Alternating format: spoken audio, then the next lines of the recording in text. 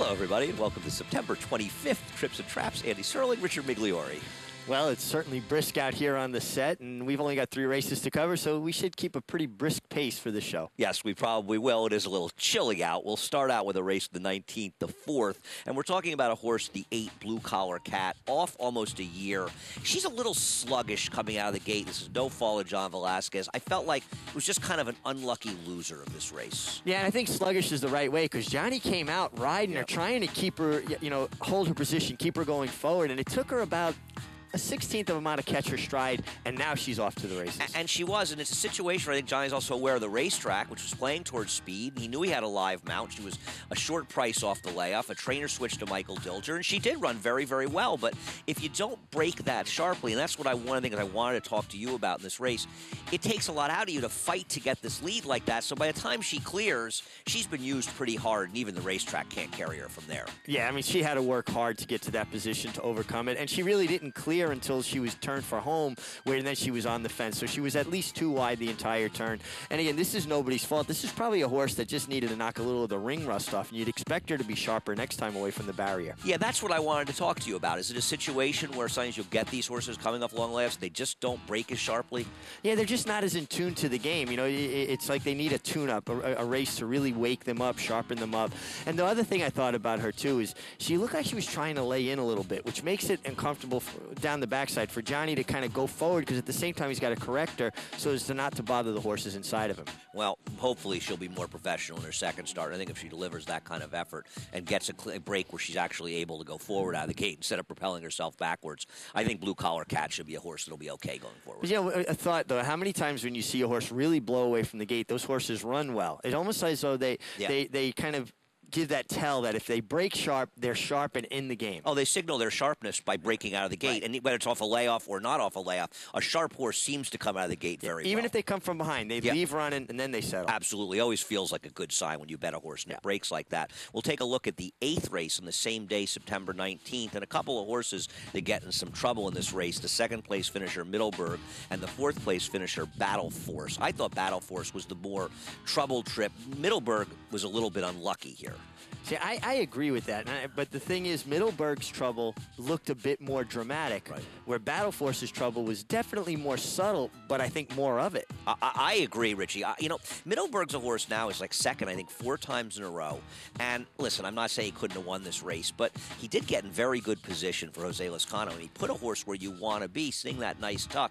Whereas Battle Force, when we're going to see rallying towards the stretch, when he gets that momentum going, and you get momentum going from the back of the pack, the worst thing is to get stopped somewhere, and he gets badly stopped, and he has to angle back inside. And he keeps coming then again at the finish. So he's a horse that, again, it wasn't as dramatic, it wasn't as easy to pick up, it was a lot more subtle, but to me, he was never in position to win the race, where Middleburg was, and I think this illustrates the difference between an unlucky ride and a bad ride. I know people say, well, Lezcano got in trouble, it was a bad ride. It was an unlucky ride. He put him in the right spot. I could not agree more. I think he's, what was he supposed to do from here? I mean, he's saving ground. He's hoping the field spreads a little bit. It frequently does. And unfortunately, it won't for him. Now, you're seeing Battle Forces coming into the picture towards the back of the pack. And this is a horse. He looks like kind of a big horse from here. Getting ahead of steam, Richie, he gets stopped. Well, and particularly with a big horse, it's even harder to get the momentum going. And, you even know, driving a car, if you tap on the brakes, it takes you just a little bit to reaccelerate. Well, with a horse, it's twice as hard. You're talking about a 1,000-pound animal, and he's still in traffic. And I think this was a case also where Junior Alvarado rode him. I felt like he was unlucky. I don't think he did anything wrong. He was saving ground. He was trying to find a seam. What's he supposed to do? No, exactly. And again, people will yell at a guy if they go wide and get beat. Right. And then they'll yell at him if they stay inside and don't have a clear journey. You can't have it both ways. I think both riders were trying to do the right things. They just didn't work out. And there's a huge difference. And I go back to it. People will say a bad ride. It's an unlucky ride. Both guys are trying to do the right thing. Yeah, I completely agree. And I think another thing to note with Battle Force, he is really running at the end. Middle Force has kind of made his run. When Battle Force gets his momentum, he's really running, and it makes you feel like if he'd be able to get an unimpeded trip and been able to smoothly angle out, he might have really just blown by this field. But that is one of the problems when you ride a closer. You're always going to have to either negotiate traffic or go wide. Especially when you're riding these horses in bigger fields at Belmont Park around one turn. You're going to have to get a little bit lucky at some point, whereas horses with more speed can put themselves in position. Horses like Middleburg. Yeah, and the thing to do, though, too, is when you do your homework, to find live cover. The one thing riders have to do, it's their responsibility, is to not only know the horses around them and their habits, when horses may want to drift, or what they do when they get tired. If a horse is going to back up, you don't want to get behind dead cover. You want to be behind live cover, and also to know the riders you ride with. There's guys that tend to, as soon as they turn for home, put the stick in their left hand, and their first thing their horse will do is take a step out. You've got to exploit those little habits that riders don't even know they have. Now, do you think guys are making as much use of that now as they used to? I don't know. I'm not down in the room as much as I used to, obviously, but with the replay center and riding with guys day in and day out, it's like pitchers know what batters can or can't hit. You should have a book on every rider. You have to know what these guys' strengths and weaknesses are and their tendencies, because sometimes you have a habit and you're not even aware of it. I think that's fascinating. We will turn to our third and final race, the 7th race on September 20th, and a couple of horses here that get unlucky, and one of them is Sky Painter, and the other one is a horse, Seda Francesca. A rare situation where the chart callers may not have seen the trouble, or maybe they don't agree with Richie and I, but we thought the 6th, Seda Francesca, and you'll see her in mid-stretch. She's in the brown there, the 6 horse. She gets completely shut off. Sky Painter's just unlucky. I think Luis Saez is doing everything he can. She just gets swooped from the outside and shut off into the stretch. Yeah, and Luis Saez tried to ride her away from the gate to get some sort of position, and she really didn't jump with it. So, okay, he puts his hands down, she settles, actually finds a nice spot in here, kind of following Seda Francesca. And, you and I talked about this off camera.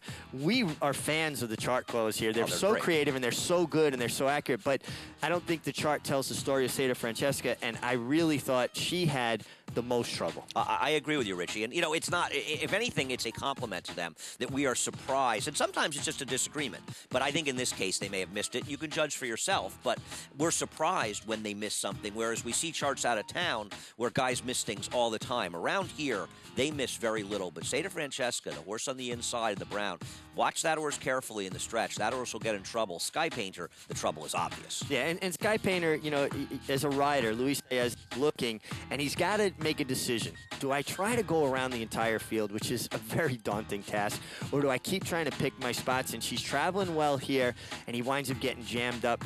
Just as they turn for home, you'll see the most trouble there. And then there's 2 horses stacked up, so it's not like he can even angle out at that point. He has no choice but to go back in. This was just, I like the ride he's giving. He's been 2 wide, he's angled to 3 wide. Now he wants to angle around, and suddenly that horse spears in his flank, and it's like, ugh. And he's got, as you say, he's got the other horse behind him. He's got nowhere to go. He's lost his momentum. I like the winner of this race, Distorted Beauty. With all due respect, I think if Sky Painter had been able to hang out in the clear, she would have won. Yeah, I think she would have get there. Now we're talking about Seda Francesca, who's checking again here, and essentially did no running through the stretch because she had no room to run. At one point, he did ask her to run up in there, when that horse drifted back over. He steadied. In the jockeys room, we would say he ate her because he had no place to go, and essentially he had to wrap up and take care of himself and her. And it seemed like she had a little bit of horse towards the end of the race when he got her outside in the clear. I think Seda Francesca's a horse that'll run better. And she's also coming off a bit of a layoff. She'd been out almost 3 months since that race. So she's a horse to look forward to going forward, who a lot of people might not notice the trouble. Sky Painter's a more exposed horse, but she was unlucky. Yeah, they were both unlucky. If I have to come up with one criticism, and everybody knows I'm a big Manny Franco fan, I think he married himself to one idea too much. You have to give yourself as many options as you possibly can. That's what the best riders do. He's young. I know he's looking to save ground, but you got to sometimes hedge your bets a little bit. Well, we like to hedge our bets. We like some options, so we can use help from you. Trips and traps at NYRANK.com.